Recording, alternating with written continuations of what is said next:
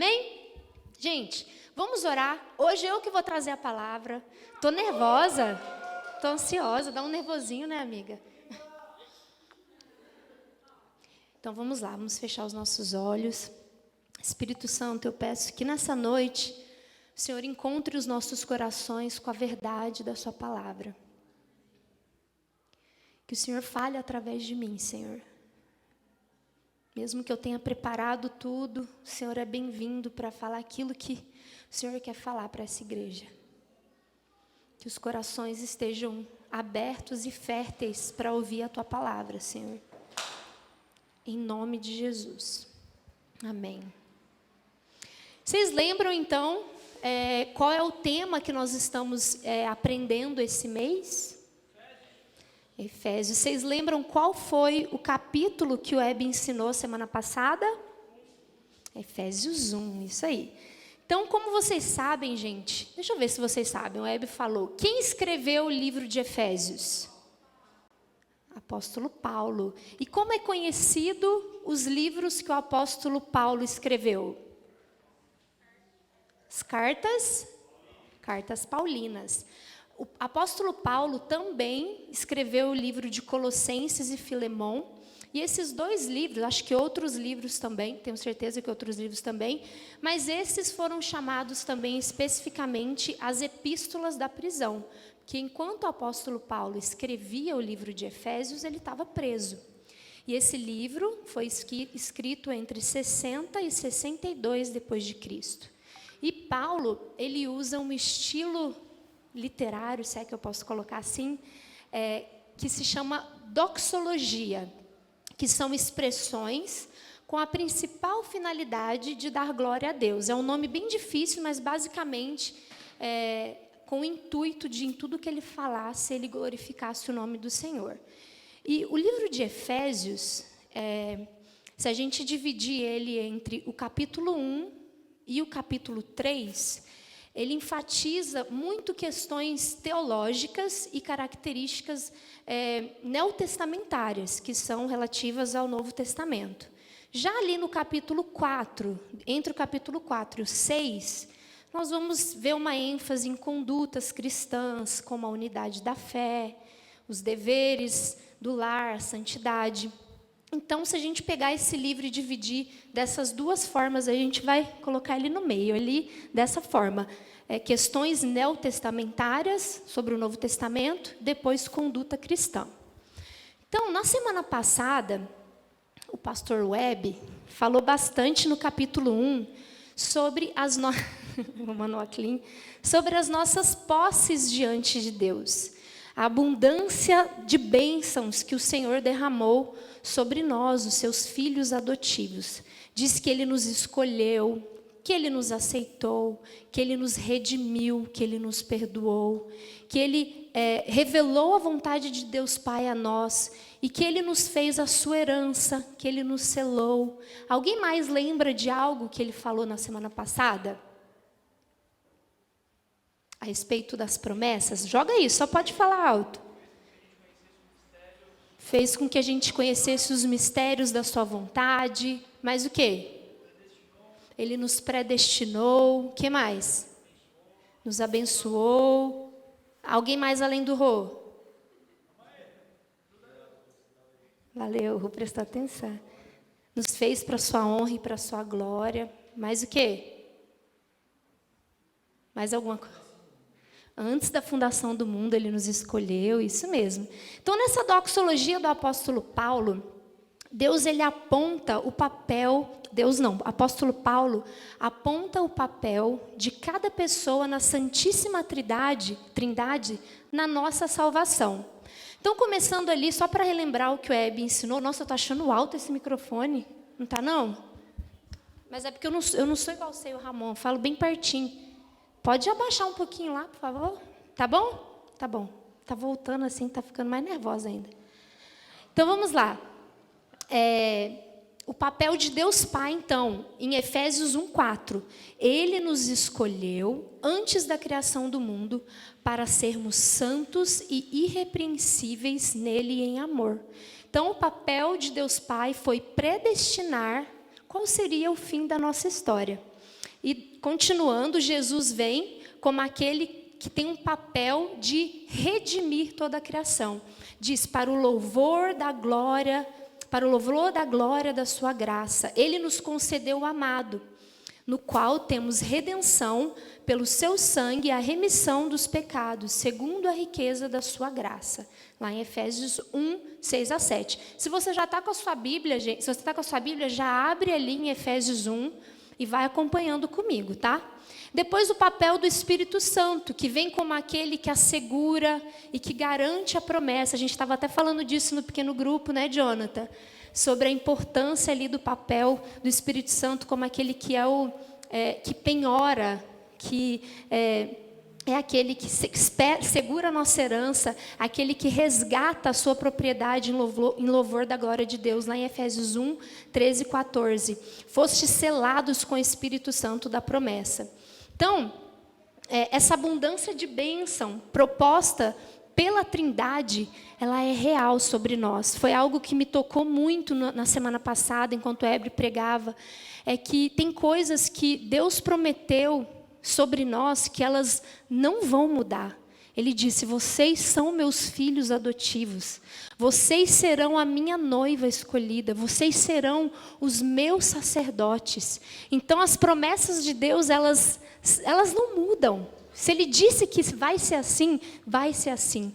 E é tão lindo ver essa dança da Trindade, vamos dizer assim, como eles arquitetaram a função de cada um deles para que houvesse essa redenção, essa restauração da humanidade. Já no capítulo 2, que é o que eu vou falar hoje, já pode abrir lá, em Efésios capítulo 2, nós vamos falar um pouquinho sobre a nossa condição diante de Deus. Nós aprendemos no capítulo 1 sobre as nossas posses, e nós vamos ouvir um pouquinho hoje sobre a nossa condição. E eu dividi o capítulo 2 em 3 partes, tá, gente? Então, a primeira parte, eu vou falar sobre quem nós éramos antes de Jesus Cristo. A segunda parte, eu vou falar o que Deus fez na nossa vida. E depois eu vou falar quem nós somos agora em Cristo. Amém? Então, Efésios 2, versículo 1 diz assim: Ele nos deu vida, estando nós mortos em nossas transgressões e pecados. Andávamos segundo o curso deste mundo, segundo o príncipe da potestade do ar, do espírito que agora atua em nós, atua nos filhos da desobediência. Andávamos segundo a inclinação da nossa carne, fazendo a vontade da carne e dos pensamentos, e éramos por natureza filhos da ira, como também os demais.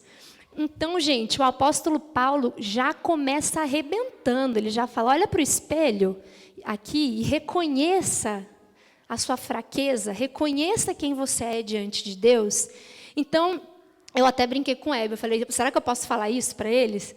A sensação que eu tenho é que a gente já nasce morto. A heresia da Nath, né? A gente já nasce morto, porque nós já nascemos escravos da desobediência. Nós já nascemos escravos do pecado. Então, sem Cristo, a gente pode viver 70, 80 anos, que é a mesma coisa, a gente está morto. Vocês concordam? Nós podemos até estar vivos na nossa carne, mas o nosso espírito está morto. E eu não quero ser um morto-vivo andando por aí. Vocês querem ser morto-vivo andando por aí? Eu não quero. Então, essa sensação de já ter o pecado, assim, andando sobre as minhas veias, sabe? Então, eu acho muito importante, enquanto eu estava preparando a mensagem, pensar nessa raiz do pecado, sabe? Então, qual foi o impacto do pecado na humanidade? Quando a gente para pensar no que foi o pecado e como ele mudou e como ele está atrelado a nós, seres humanos, imediatamente, quando a gente entende isso, nós entendemos qual é a nossa condição diante de Deus. Gente, tem um abismo tão grande entre nós e o Senhor, que é uma loucura. Então, partindo desse pressuposto, que todos nós sabemos qual é a nossa natureza humana, que ela é totalmente pecaminosa, que a gente descobre? Que a nossa imagem, ou a nossa forma original, que o Senhor nos criou para ser, ela foi totalmente distorcida. Então, a nossa imagodei, ela foi mudada, porque, na verdade, quando Deus criou Adão, Ele fez Adão a sua imagem e semelhança, para caminhar com Deus, para ter prazer no Senhor. E a partir do momento que Adão pecou, automaticamente, tudo foi distorcido. Então, a nossa imagodei, a nossa imagem, ela está agora totalmente modificada. Então, gente, nessa condição, diante de Cristo, eu vou fazer uma pergunta para vocês, e eu quero que vocês pensem a respeito disso. A galera, talvez, que já está aqui na igreja há um tempinho, já deve ter ouvido essa história. Mas digamos que eu estou morta dentro de um buraco. Jesus está do lado de fora desse buraco. E como eu faço para me salvar? Eu estendo a minha mão e eu falo, Jesus me salva, ou é Jesus que estende a mão dele para mim, para me salvar? Quero que vocês me respondam. O que vocês acham? O pessoal já fica rindo de mim aqui. Qual que é o nosso papel na salvação? Como que se salva? Eu levanto a minha mão e falo, Jesus me salva, ou Jesus estende a mão dele para nós e nos salva? Obviamente Jesus estende a mão, porque morto não estende a mão, né, gente? Se eu estou morto, eu não consigo falar, Deus me salva. Então, nós somos totalmente incapazes de salvar a nós mesmos. Não tem nada que a gente possa fazer no papel da salvação, no ato da salvação, que possa acontecer a par de Jesus Cristo. Então, todos nós aqui nessa sala estávamos mortos espiritualmente. Ah, não, mas eu já cresci no lar evangélico. Vocês peguem uma criança de 2 anos, para vocês verem que dificuldade que é a carne delas. O terrible two que a gente brinca, né? E fala. Então, nós já nascemos com a natureza do pecado infiltrada em nós. Então, o pecado é essa força interior, é uma condição inerente e um poder que exerce total controle sobre nós. Todos nós éramos escravos da desobediência e a nossa porção era o inferno. Nossa, Nath, que pesado. Vim para cá hoje para ser edificada, para ouvir uma palavra. Não, você precisa reconhecer a sua condição sem Cristo. É assim. A sua porção é o inferno, mais nada. Isso é o que nós merecemos. Nós merecemos a morte.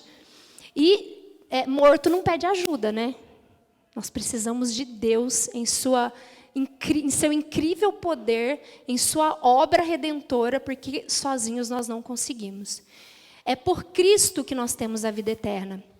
E assim como Hebe falou lá no capítulo 1, Ele nos escolheu antes da fundação do mundo. Ainda bem que nesse processo todo Ele tinha um plano muito maior. Senão a gente já está aí, todo mundo padecendo, no fogo do inferno, queimando. Então, Irineu de Lyon, que era um dos pais da igreja, ele disse a seguinte frase: quando Cristo se encarnou e assumiu a forma humana, Ele recapitulou em si mesmo toda a história da raça humana, obtendo para nós a salvação, de forma que pudéssemos conquistar no próprio Cristo aquilo que havíamos perdido por meio de Adão. Isto é, a nossa condição de criaturas feitas à imagem e semelhança de Deus. Forte. Eu estava lendo uma das minhas... Como é que chama? Das minhas sistemáticas, eu encontrei esse comentário de Irineu. Eu falei, gente, como que isso se encaixa? Então, através de um homem, que era Adão, tudo foi bagunçado. Mas não tem problema, porque através de um homem, tudo isso vai ser transformado. Tudo isso já foi transformado por causa de Jesus Cristo. Então, embora nós tenhamos nascido naturalmente pessoas terríveis, Jesus veio com a sua graça, com o seu poder, e Ele restaura a nossa imagem. Ele restaura a nossa imagodei. Então, o que Adão fez não mais terá impacto sobre nós, porque através de Jesus Cristo, todas as coisas serão restauradas e transformadas. E talvez isso seja um beabá para a gente, como cristãos, mas eu quero falar sobre isso hoje. Eu acho importante relembrar a nossa condição para a gente valorizar e nos ver com as lentes de Deus também. Então, continuando ali, no versículo 2 do capítulo 2, diz que nós estávamos mortos em nossos pecados. Nós éramos filhos da desobediência. Quem aqui pode me falar frutos da carne? Mentira, orgulho, cobiça, inveja, ira, mais o quê? Vaidade. Quem mais? Pode falar, tem muito mais. Egoísmo, amor, fala algum aí. Vai, então vou jogar Ramon. O pessoal sabe, né? Legal. Vingança. Então, pode falar. Você falou algo? Traição. Então, os frutos da carne, eu coloquei alguns, mas vocês falaram bastante deles, estou muito orgulhosa. Nós estávamos cheios de justiça própria, autossuficientes, adúlteros, homicidas, invejosos, irados, cheios de amargura, cheios de raiva, cheios de imoralidade, cheios de mentira, cheios de idolatria. Esses somos nós, gente. A verdade nua e crua, sem Cristo, esses são cada um de nós assentados aqui. Sem Cristo nós não somos nada. Eu sempre gosto de dar esse exemplo. Alguém vira e fala assim, nossa, aquela pessoa é tão gente boa, nossa, ela é incrível, uma pessoa honesta, muito... mas não conhece Jesus. Aí eu olho assim, dentro de mim eu falo, ela não tem a melhor coisa. Sem Jesus, esses valores dela, tudo isso que ela tem, para mim é como nada, é como pó. Então, nessa noite, eu quero relembrá-los disso, como eu disse. E dizer que no processo da sua salvação, você só teve um papel, que foi pecar. Mas nenhum. O único papel que você teve na sua salvação foi pecar. Todo o resto, quem fez foi Jesus. Esse mérito é dele. Depois eu vou falar das obras, porque a gente pensa, mas se eu for legal, tal, calma que eu vou chegar lá. Então, sem Ele, nós não temos valor nenhum. Essa é a nossa natureza. Esse pecado que habita em nós é a falta de conformidade ativa ou passiva à lei moral de Deus. O pecado é qualquer coisa a menos daquilo que Deus espera de nós. Então, qualquer ação e pensamento que não vai à altura daquilo que Deus nos criou para ser e fazer, isso é o pecado. Então, algo importante que eu quero que nós tenhamos isso encravado, porque pode ser uma dúvida no seu coração, assim como já foi no meu, e você pensa que é a seguinte questão, Nath, mas Deus fez o mundo, criou o mundo, e Deus vai lá e cria o pecado. Gente, Deus não criou o pecado. Deus não é o causador do pecado. Ele permitiu que o pecado entrasse, mas Ele não é aquele que causa o pecado. Eu sei que isso é muito polêmico, é uma aula inteira para falar sobre isso, mas eu só queria colocar isso daí, porque a responsabilidade do pecado, ela precisa ser depositada 100% no homem. Em Tiago diz assim, pois cada um é atraído e seduzido segundo o seu próprio desejo. Ninguém sendo tentado diga, de Deus eu sou tentado, porque Deus não pode ser tentado pelo mal e a ninguém tenta. Então não venham com essa conversinha, ai, Deus permitiu, em breve, já Ele vai me tirar desse mundo do pecado, estou só esperando passar essa fase na minha vida aí, provavelmente foi Deus que está me permitindo passar por tudo isso, ai, Deus tem um plano para tudo isso. Pelo amor de Deus, gente, não coloca a culpa em Deus pelos seus BOs, não. Vamos assumir os nossos BOs. Se eu estou mentindo, ai, Deus, você está me permitindo mentir para eu crescer. Você está mentindo. Está errado. Gente, vocês não sabem as coisas que eu já ouvi em aconselhamento, não. É cada loucura. Mas ali em Romanos diz assim, porque eu sei que em mim, isto é, na minha carne, não habita bem algum. pois querer o bem está em mim, mas isso eu não consigo realizar. Não estou dizendo que é fácil, gente. Não estou dizendo que é fácil. E não será fácil até o fim, até o retorno do Senhor. Mas vamos assumir, cada um de nós, aquilo que a gente faz de errado. Nós somos pecadores. Então, estou falando da condição. Calma que já vai melhorar, tá, gente? Já vai... Cadê? A Mari até fez um título bonito. Olha, pelo seu imenso amor. E a Nath está falando esse monte de coisa ruim. Calma. Então, qual foi a solução proposta por Deus para esse pecado todo da humanidade? Eu amo o que está escrito ali, que é uma coisa muito importante, que é até o que está ali, que a Mari colocou, no versículo 4 e 5, fala assim: mas Deus, que é rico em misericórdia, pelo seu imenso amor que nos amou, estando nós ainda mortos em nossos pecados, nos deu vida, juntamente com Cristo, e pela graça sois salvos. Pelo dom gratuito de Deus nós somos salvos. Então Deus, em sua imensa misericórdia, Ele olhou para a criação e Ele falou: eu amo a minha criação.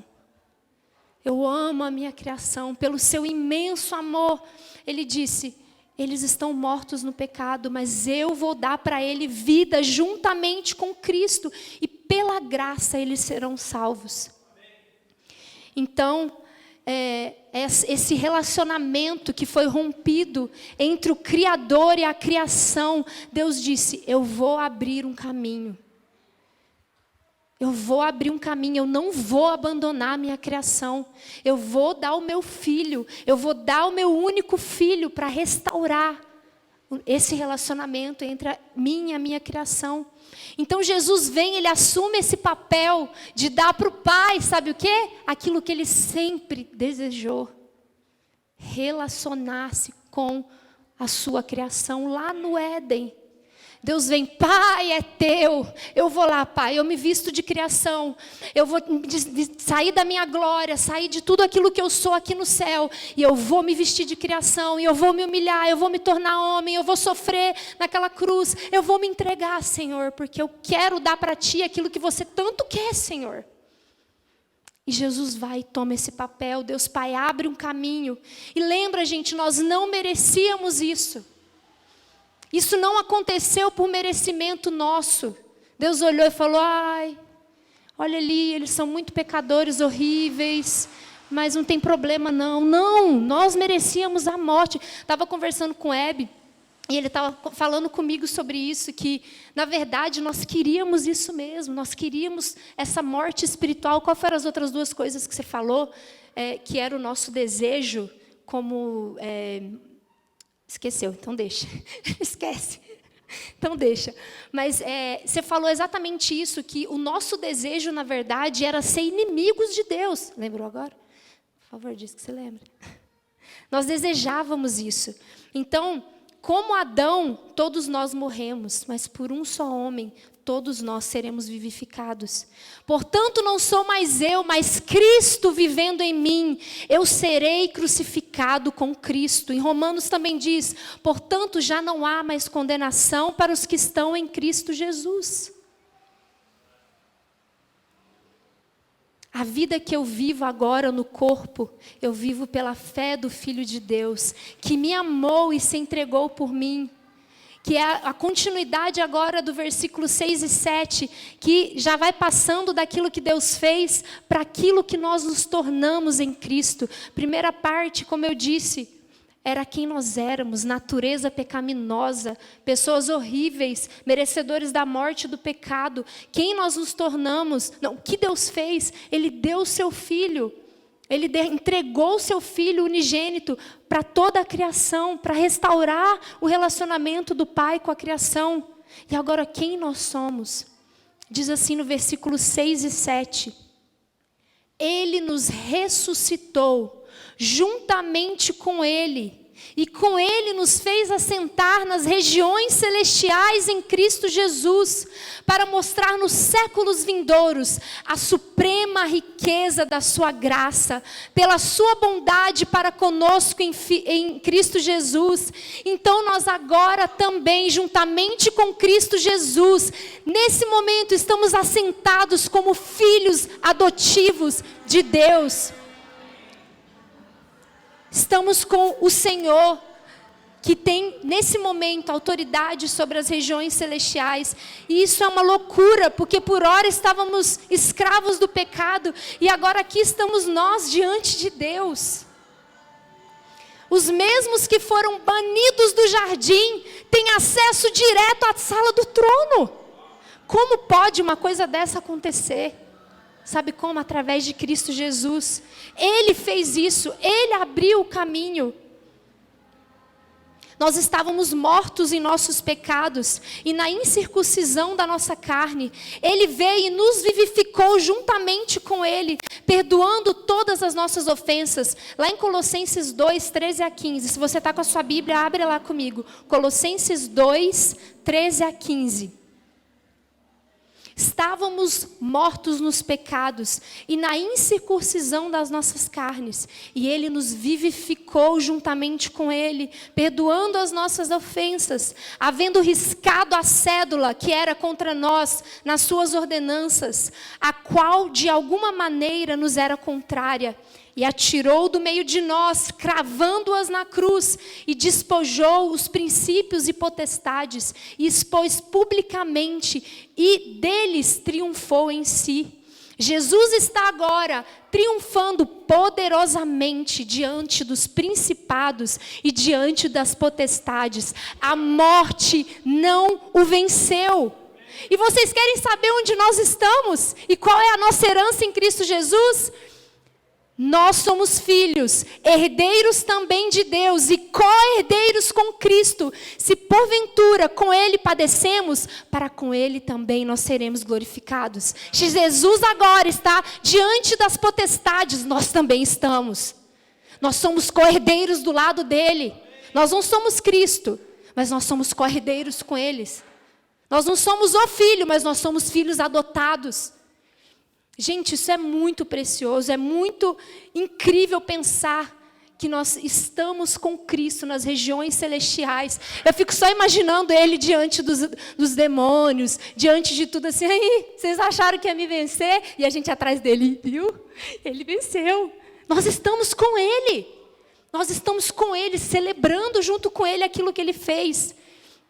Então nós temos esse privilégio pelos séculos dos séculos, como sumos sacerdotes, de dizer essa suprema grandeza da glória da herança do Senhor. Nós vamos herdar tudo isso junto com Ele.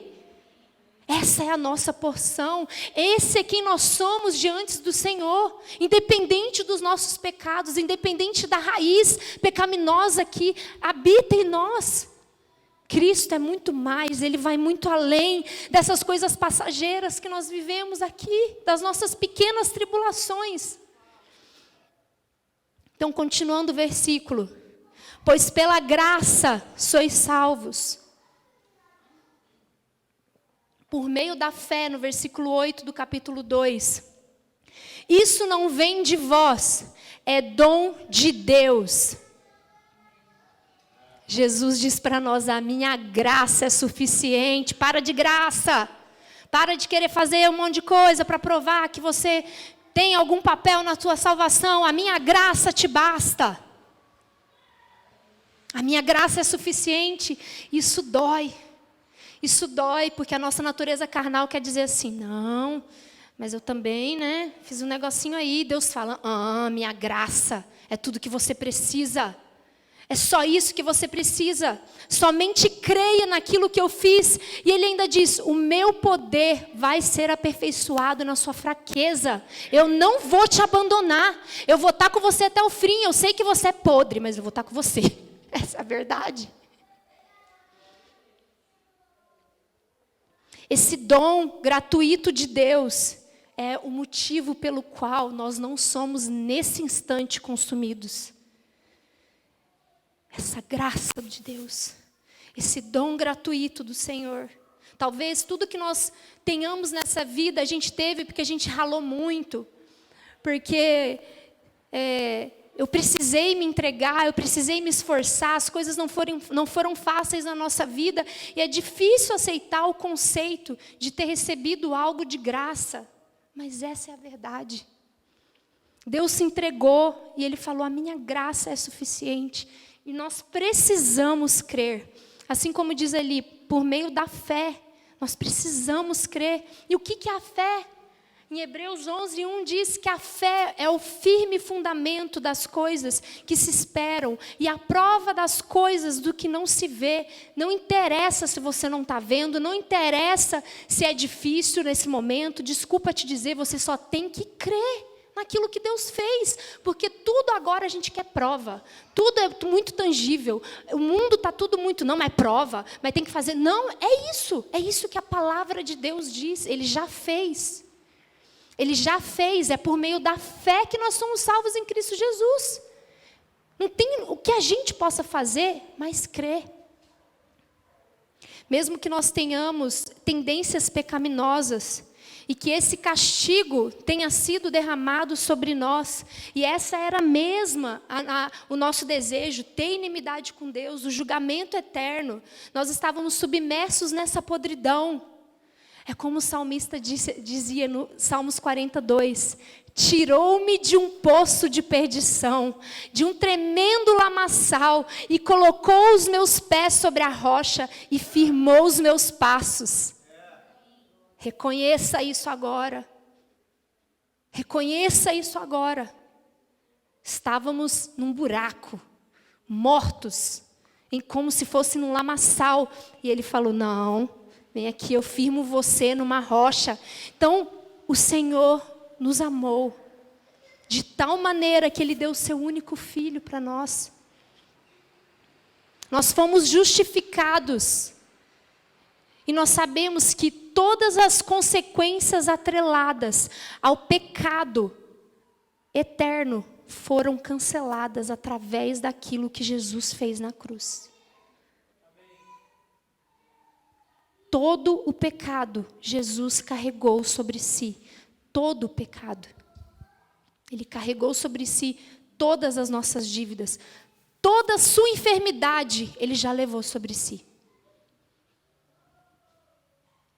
A sua ansiedade, a sua depressão, a sua insegurança, as suas vistas, Igor, Ele carregou sobre si naquela cruz. Tudo Ele levou sobre si, não tem uma coisinha que Ele não fez e outra que Ele fez. Ele carregou sobre si tudo.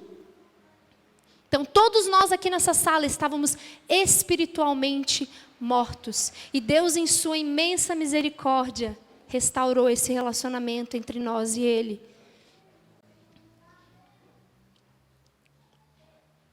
Mas aí você vai me dizer, Nath, é legal ver que Jesus levou sobre si o pecado, mas e o pecado que eu vivi hoje de manhã enquanto eu estava em casa? E a minha dificuldade diária, como que eu vou lidar com isso, Nath?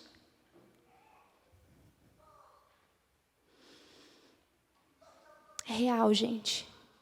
Em Romanos 2 diz assim, eu vou ler, se puder abrir aí para mim, filha, Romanos 2 fala assim, portanto, se você está com a sua Bíblia, acompanha, agora já não há mais condenação para os que estão em Cristo Jesus, porque por meio de Cristo Jesus, a lei do Espírito de vida me libertou da lei do pecado e da morte. Quem vive segundo a carne, tem a mente voltada para a carne. Ah, é Romanos 5? Não, obrigada. Eu anotei Romanos 5. Será que é 5:2? Ou eu anotei errado mesmo? Quem vive segundo a carne tem a mente voltada para a carne. Mas quem vive de acordo com o Espírito tem a mente voltada para o que o Espírito deseja. Entretanto, vocês não estão sobre o domínio da carne mais, mas do Espírito. E se de fato o Espírito de Deus habita em vocês, se alguém tem o Espírito de Cristo, pertence a Cristo. Mas se Cristo está em vocês, o corpo, mas se Cristo está em vocês, o corpo morto por causa do pecado, não está. Nossa, acho que eu digitei errado. Alguém lê aí para mim, provavelmente o versículo 5, capítulo 9, que é: e se alguém não tem o Espírito de Cristo, não pertence a Cristo. Qual que é o próximo? Só porque parece que eu escrevi errado. Mas se Cristo está em vocês, o corpo está morto por causa do pecado. Não é isso que pode estar escrito. Está trocado. 5. É 5 mesmo ou é 2? Eu comecei no versículo 1 mesmo. Deve estar lá no 9, vê aí. Entretanto, vocês não estão sob o domínio da carne, mas do Espírito. É isso mesmo? Então, era o 2 mesmo. Deixa eu pegar aqui. Pois, não era? Ah, então eu vou lendo aqui, depois eu acho. Tenta achar para mim essa referência, alguém? Dá um Google.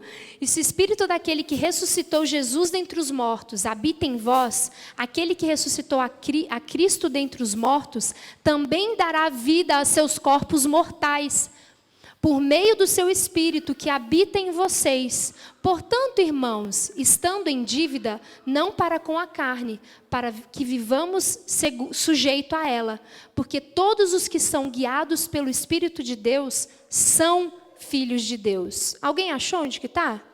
Não? É 8? Romanos 8. Essa porção eu achei muito incrível. Eu ainda pulei alguns versículos ainda, mas essa 8:8. Então, a partir, acho que do 1 ao 8, provavelmente. Do 8 ao 14. Obrigada, Ramon. E o Web sempre fala: amor, não esquece de anotar as referências. Desculpa, vou melhorar. Então, nós teremos lutas diárias, mas aqui diz no último versículo: todos serão guiados pelo Espírito de Deus, porque todos são filhos de Deus. Então, mesmo que nós tenhamos lutas diárias, o Espírito Santo de Deus estará conosco para nos guiar. O Senhor prometeu que o Espírito Santo estaria conosco para nos ensinar, para nos instruir. Então, nós não estamos sós, por mais que a nossa carne seja fraca. O Espírito Santo irá nos ajudar nas nossas pequenas tribulações. Lá no capítulo 9, no versículo 9 e 10 de Efésios 2, vamos continuar lá. Versículo 9 e 10 do capítulo 2. Para que ninguém se glorie, todos reconheçam a sua dependência em Deus, pois fomos feitos por Ele.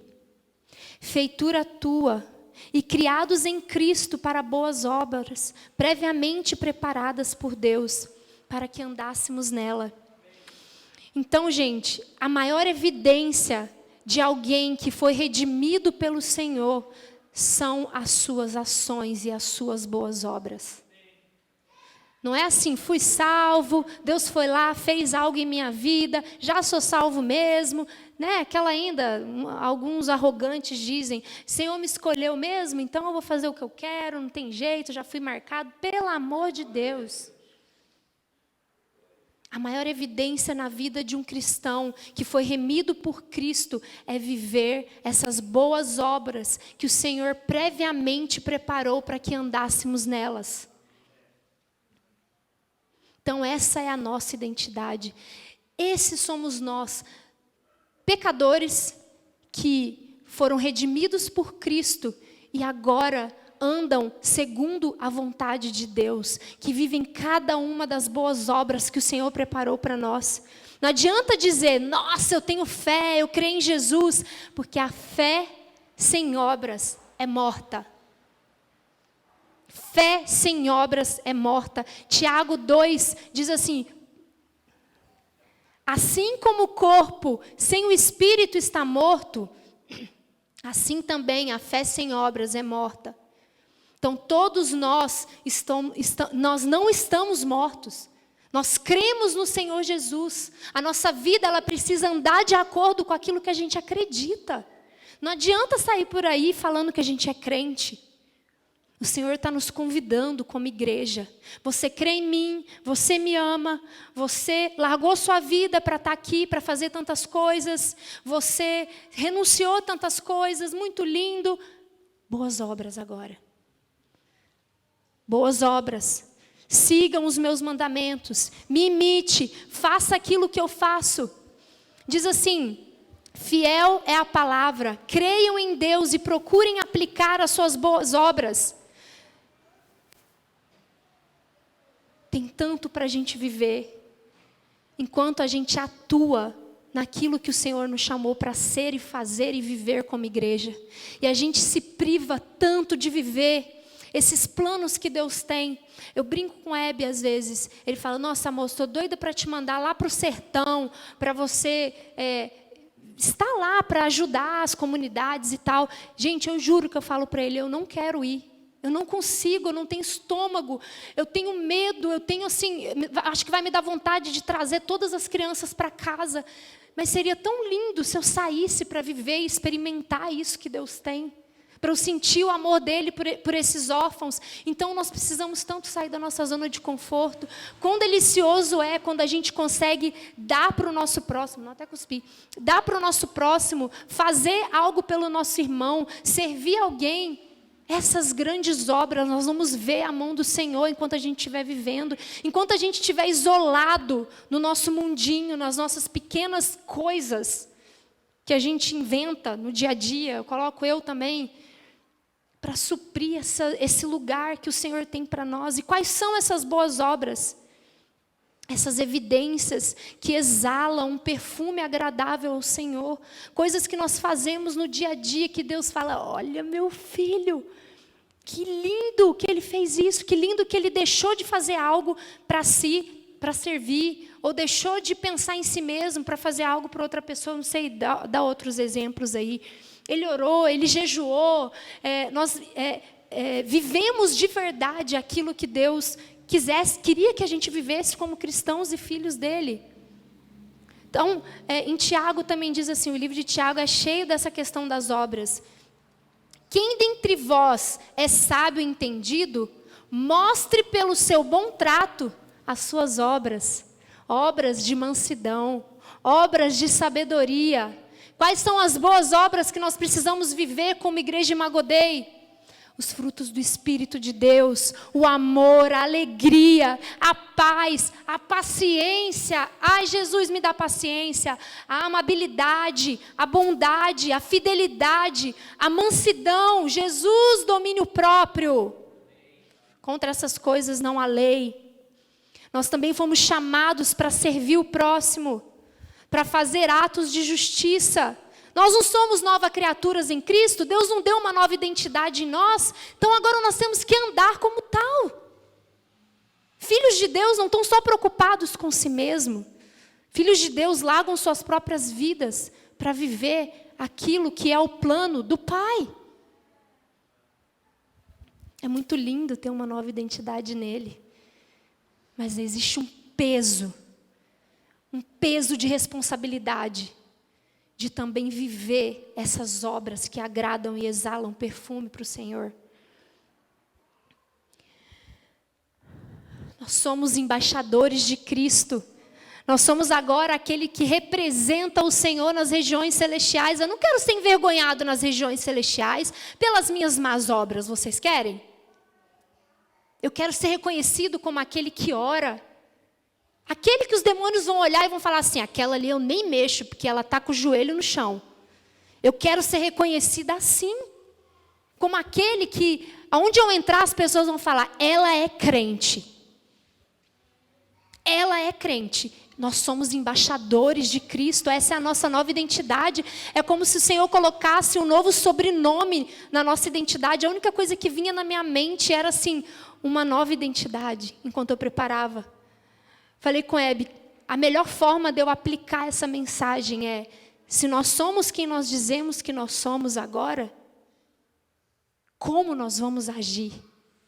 Qual será a nossa atitude diante da responsabilidade que foi colocada sobre nós de filhos de Deus? Para finalizar, Diz assim, em Apocalipse 22, e eis que cedo venho, e o meu galardão está contigo, e eu vou dar para você, cada um, segundo as suas obras. Quais são as obras que você tem apresentado diante do Senhor? Eu tenho muito temor, porque eu quero ser a protagonista da minha história, eu quero ser a protagonista da minha salvação, eu quero ser a protagonista de tudo. E Deus quer tomar o lugar de honra dele nas nossas vidas. Ele quer que mais uma vez a gente se entregue para Ele de verdade. Ele quer restaurar a nossa identidade, mas Ele quer dizer assim, reconheça quem eu sou e haja, reconheça quem você é diante de mim e haja como tal.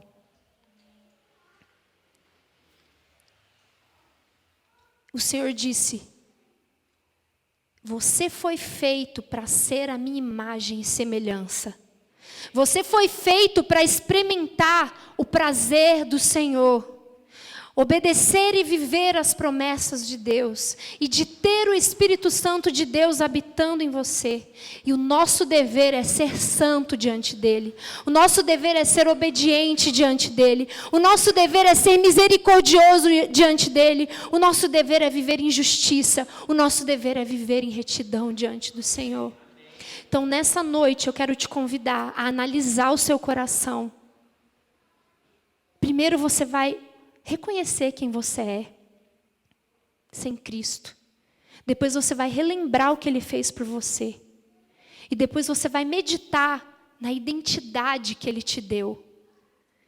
E depois você vai pensar, como eu vou agir agora, sabendo quem eu sou? Vocês acham que quando a Ana e o Jojo saem, a gente não fala para eles assim, você toma jeito, você fala direito, você respeita, porque aonde vocês vão, vocês estão representando eu e o Web. Assim somos nós diante de Cristo. Nós representamos, nós somos embaixadores do Senhor.